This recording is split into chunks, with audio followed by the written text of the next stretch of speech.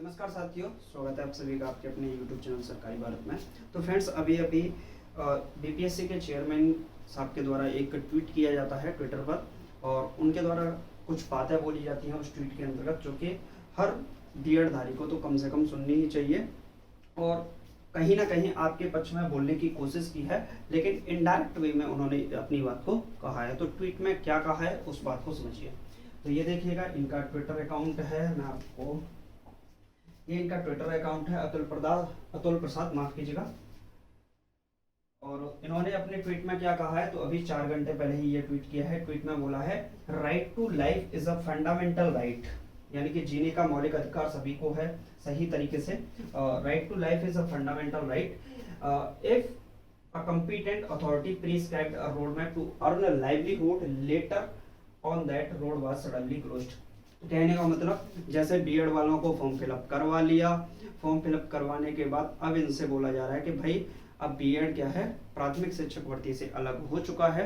तो इनके द्वारा बोला गया कि देखिए, जीने का अधिकार सबको है, जीने का मौलिक अधिकार सबको है, सही तरीके से एक तरीके से बोल सकते हैं। और आपका जो सडनली क्लोज्ड वाला वर्ड किया है ना, आपके लिए एक तरीके से हितकारी है, लेकिन कोई फायदा होने वाला उसका भी नहीं है।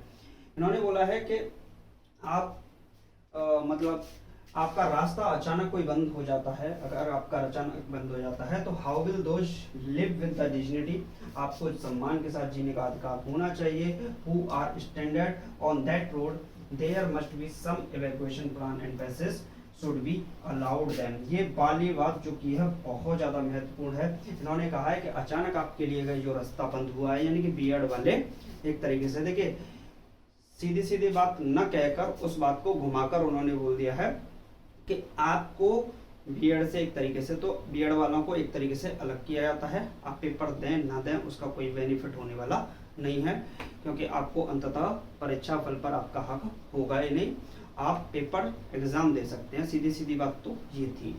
अब उन्होंने बोला है कि आपके जो रास्ते बंद हुए हैं, उसके जो रास्ते बंद हुए हैं, अथॉरिटीज को क्या करना चाहिए, अथॉरिटीज को क्या करना चाहिए कि अब आपको कहीं ना कहीं अलाउ करना चाहिए एक तरीके से। यानी कि इन्होंने जो डायरेक्शन देने की कोशिश की है वो की है कि कम से कम बीएड वालों के लिए 6 to 8 की वैकेंसी अब आनी चाहिए।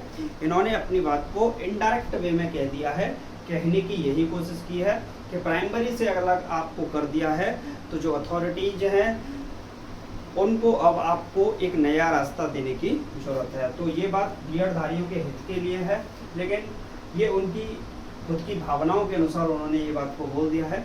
लेकिन ये एक अलग विषय है, क्योंकि ये चाहते तो भाई तो भी बीएड नहीं आ पाता, क्योंकि इनके अधिकार क्षेत्र में है नहीं। ये सिर्फ एग्जाम कंडक्टिंग बॉडी है, बीपीएससी से परीक्षा कंडक्टिंग बॉडी है।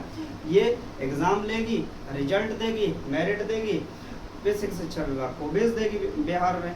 उसके बाद सारी की सारी जिम्मेदारी उनकी बनती है, किसको कहाँ अपॉइंटमेंट देना है, तो इनके हाथ में कुछ नहीं है। ये सिर्फ एग्जाम कंडक्टिंग बॉडी है।